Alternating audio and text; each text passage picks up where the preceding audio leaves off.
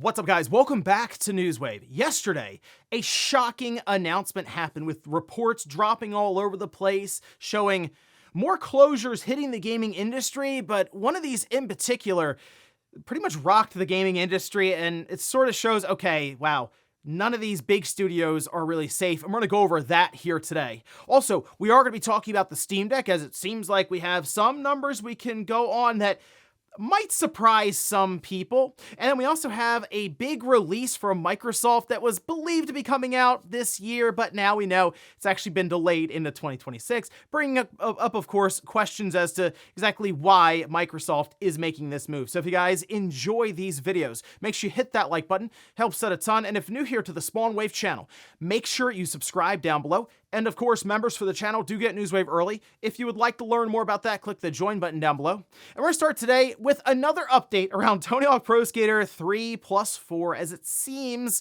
that is what's going to be announced here actually next week, which one, it's weird to think it's already just about March, right? That this weekend will be into March. But two, it's also really cool that it seems like we're on the doorstep of a game that people were really hoping would happen after 1 and 2, and we can see this. This is over on Gematsu. The Infocom Media Development Authority of Singapore has rated the unannounced Tony Hawk Pro Skater 3+4 for PlayStation 5, Xbox Series, PlayStation 4, Xbox One, Switch, and PC. So yeah, it's pretty much going to everything, which at this point we've seen 1 and 2 go to all these different platforms. So yeah, sure, it makes sense that you would see 3 and 4, which I assume is going to be basically kind of built around like the same setup there, engine, all this, also make the jump to all these different platforms. But having it on, say, the Switch day one alongside of that should help quite a bit when it comes to sales, and I assume this will end up becoming the best-selling one in the franchise. Most likely it'll eclipse 1 and 2, and that then was the best-selling. So exciting stuff. Looking forward to next week when we should have this completely made official. And then I'm also curious if they drop 1 and 2 maybe into Game Pass right away on March 4th. We'll see. Also, we had a pretty cool new game announcement. We can see the trailer for it here, and that's Edge of Memories. Now, this is the follow-up, or the sequel, to 2021's Edge of Eternity, and it is a new JRPG from Nacon and the developer Midgar Studio. Now, there's a lot of talent here behind this. Again, if you played Edge of Eternity, you probably already know about some of the pedigree here behind this. And Edge of Eternity was kind of rough. I mean, it was also like their first real outing here, but you have talent from behind games like Chrono Trigger, Nier, Final Fantasy 15. They have a combat designer for that, Xenoblade Chronicles. So I do like the art style for this more than what we had with Edge of Eternity, which kind of looked a little bit like that stock Unreal Engine sort of look, a little too realistic, I'd say, or at least that was sort of the vibe I was getting. This has this really nice cel-shaded watercolor sort of look, and to me, I think it's just a better overall presentation and appearance. So we'll wait to hear more information about this one, but check out the trailer, especially if you're into like the action RPGs, as it seems like that's what they're going for here. Oh, and with the news, of course, of NetEase starting to pull away from some of their overseas investments, it appears Quantic Dream has at least responded, which we can see this. This is posted up over on Eurogamer, saying in a statement posted on LinkedIn, Quantic Dream CEO said the studio's teams had not been impacted by NetEase's dramatic cuts, and we're continuing to develop our projects at full pace, which we are expecting a Star Wars game from them, as that was announced what feels like forever ago now. We have heard that the development hasn't exactly been smooth for that game, although I guess most games in general now aren't exactly smooth throughout most of the development, and it kind of all comes together as almost a mini miracle at the end when it's ready for release. So at least for NetEase, it does seem like while it was, cuts everywhere, case-by-case basis to a degree. Now with Quantic Dream, it just seems like that they are at least solvent and good to go as they work through the development of that Star Wars game. So just looking to hear more information about that at some point, so hopefully 2025 is the year. And guys, with some of the quick news out of the way, let's get into the bigger stuff. Let's start right away with a massive story that hit yesterday. And this has to do with WB Games and the closure of 3 different studios. One of those studios has certainly been the focal point like throughout the last 24 hours, because it is quite significant, as we do know about the game itself that was attached to that studio also being canceled, which was a major DC intellectual property.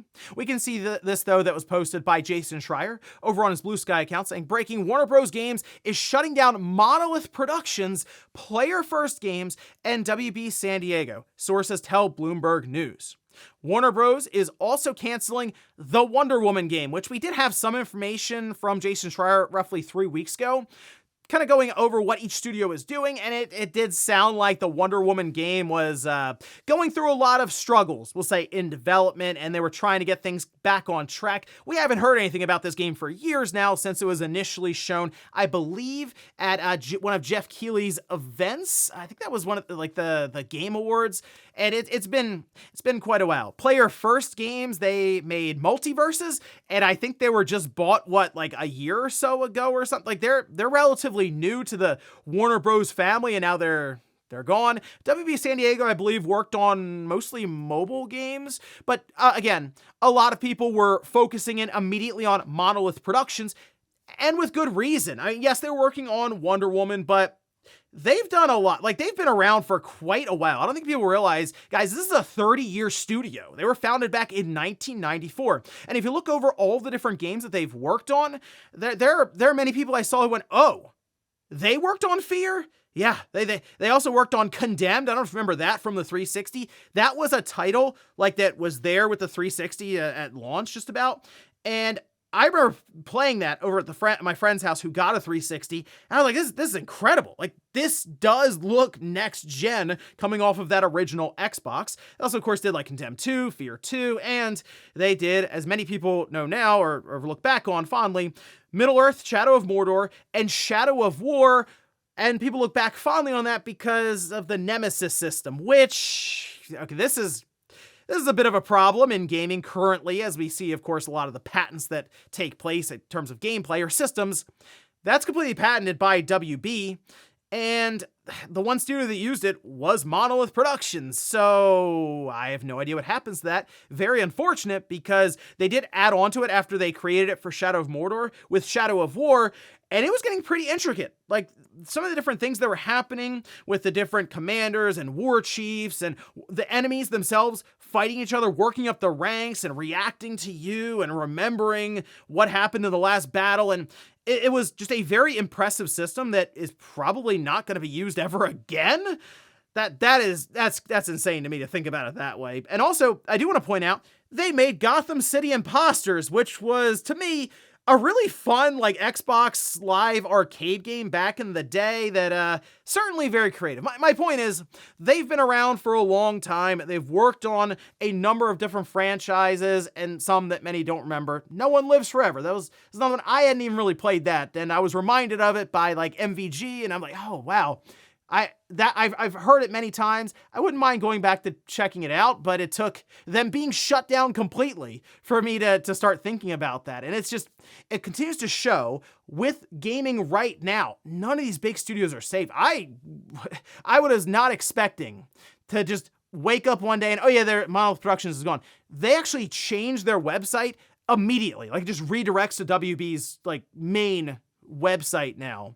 And it does appear that their big focus right now, as you can see, this was on Bloomberg as they did a follow-up story with Jason Schreier, just kind of outlining this a bit further. It looks like they're going to be doubling down and focusing on what you'd expect: Harry Potter, Mortal Kombat, Game of Thrones, and DC Comics, primarily Batman. So I assume we're probably going to see NetherRealm maybe work on another Injustice to continue tying into some of the DC films.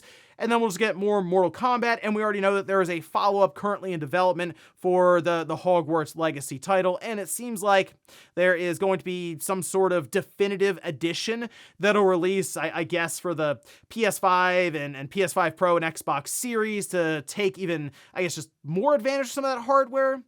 So it's an unfortunate thing to see happen here, and it appears, just based on the story and some of the follow-up information, that the management at WB Games has been very, very poor, to the point where many of the studio leads and heads and founders just slowly ended up leaving the company, and then you're left with a shell of a studio that's mostly operating on the name itself with Monolith Productions. So yeah, go figure.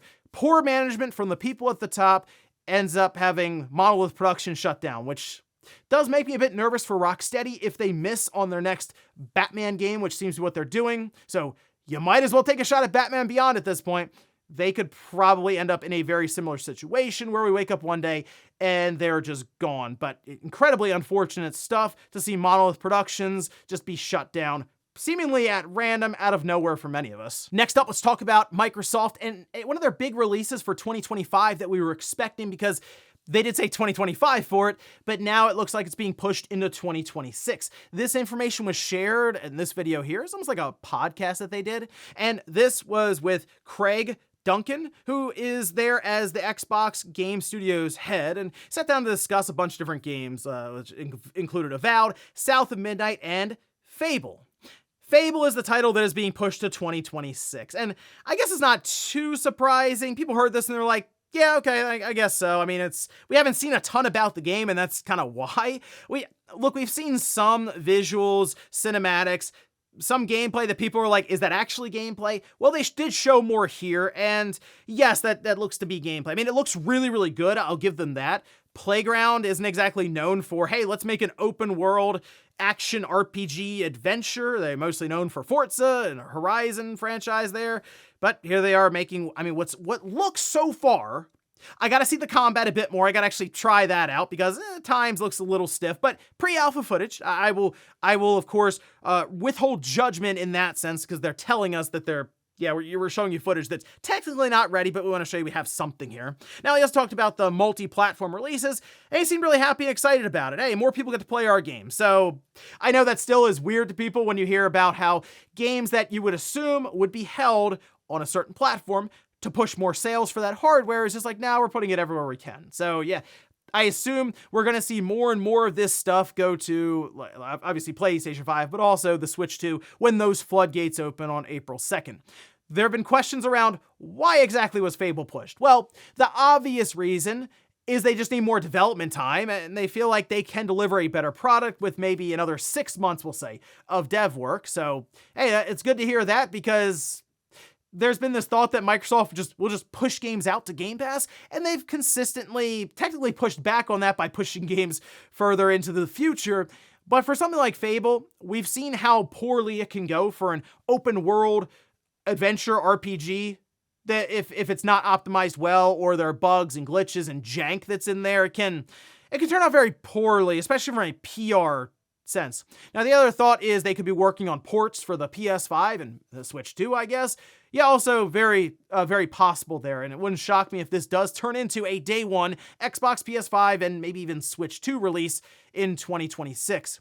The other part could be GTA 6. And it seems like Take-Two is still holding firm on it coming out later on this year, and somehow they're going to work it in around Borderlands, but if that's the case, you might as well get out of the way for that title, since that's where a lot of money is going to be funneling to. So yeah, Fable being moved into 2026, not too shocking. A bit disappointing though, because it has been a while since they initially announced it. I thought we were maybe like 8 or 9 months away from it coming out. Now, it turns out we could be a year or more away, but here's hoping the extra time does end up making just a better game overall. Next up, let's talk about the Steamdeck and the sales of the device. People have been curious for a while. How well is it actually selling? Valve has said multiple millions, and that could mean a lot of things. Sure, it could mean 2 million, it could mean 20 million, but people have long speculated that the numbers might not be as high as people are necessarily thinking. I've seen some throw around like 10, 15, legitimately the 20 million unit number. I'm like, I don't know if we're there yet, guys. You can't walk into a store or buy one. You just have to go to Valve's website, and that's sort of it, unless, of course, you buy used off eBay, Amazon, wherever else. Well, now we may have some fairly accurate numbers here based on market research from supply chains and more, and we can see this is posted. This is from The Verge, saying the estimated combined shipments of the Steam Deck and the Windows-based ROG Ally, Legion Go, and MSI Claw, this is from 2022 through 2024, and an estimate for 2025, this is according to market research firm IDC, came in just under 6 million shipments in 3 years. Valve has now shipped upwards of 3.7 million Steam Decks and has quite possibly crossed the 4 million mark by now. Basically, Valve controls like 65 to 70% of that market at this time. And It's not shocking to see. A lot of people, when you think about PC gaming handhelds, you do think of the Steamdeck first, and then you go, okay, what Windows-based handhelds are out there? That's like, oh yeah, there's the ROG Ally, there's the Lenovo Legion Go, and kind of the MSI Claws. So it's almost like there's really just two sectors, like two subgroups. It's Windows versus the Steam OS, and yeah, well, the Steam Deck is really what you're going to get for Steam OS. And some people looked at this and said, wow, that's really low. And I mean, yeah, if you're expecting it to be like Switch numbers or something, no, it wasn't going to be that. This is Valve kind of playing around with the idea of hardware. It's their first iteration or their first quote unquote generation, and they wanted to have more of a quiet or controlled launch. Since you have to go through Steam to get it, you're not walking into Walmart or Target, or I guess Best Buy, and just picking and choosing whatever Steam Deck and whatever accessories you want for it, and you're off and running, and that's it. Now, it's very purposeful. You have to go to one specific spot and pick it up. So I think in that regard, and based on the monthly active users that Steam does have, that's pretty good in terms of the percentages and everything for it. It's not like mind-blowing, okay, yeah, this is going to change the industry, even though it kind of has when it comes to PC gaming handhelds. But in general, with handheld gaming, no. If Sony brought out a handheld, it would do significantly more, I assume, than the Steam Deck. Also, it'd be more mass-marketed, whereas the Steam Deck really isn't.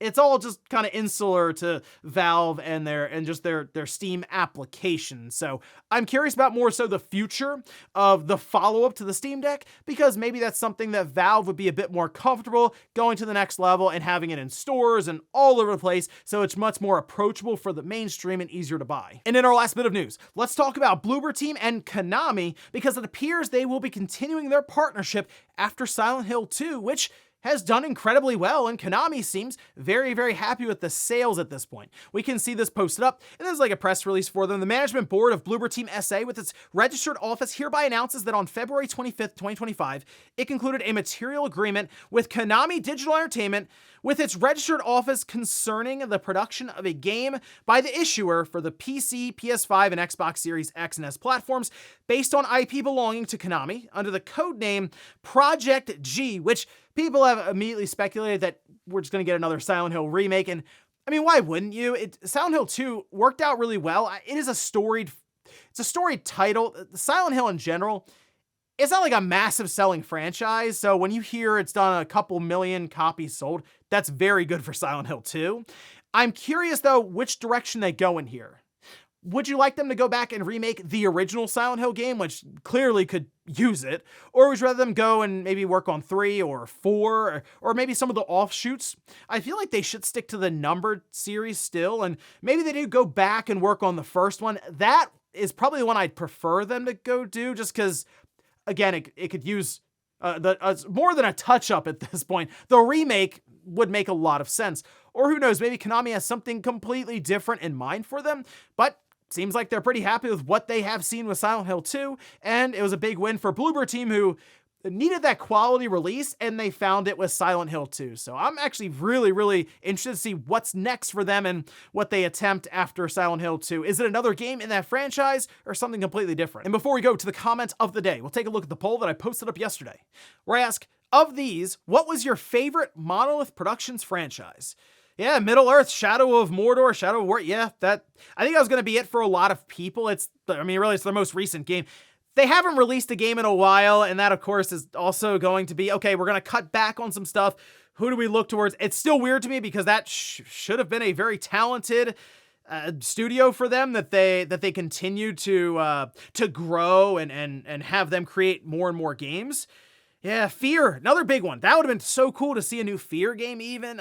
Condemned, I understand, and No One Lives Forever Again. I haven't really even played much of that, so I get it. I have thought about, like I said, going back and playing it, and I've been kicking the idea back and forth of doing a series that's not very frequent, but I go back and look at some of the older games that maybe not many people play because they're older titles. They're like 20 years old or something at this point. Maybe going back, checking them out, giving some of my thoughts, and even going between different versions of the game from like the PS2, DS, or the Xbox, then also 360 version. I have a couple of games in mind that I've even already ordered, so maybe that's something I'll do, and it seems like No One Lives Forever 1 and 2 might be really good games to take a shot at with that. And we'll finish up with the comment of the day as you're seeing here.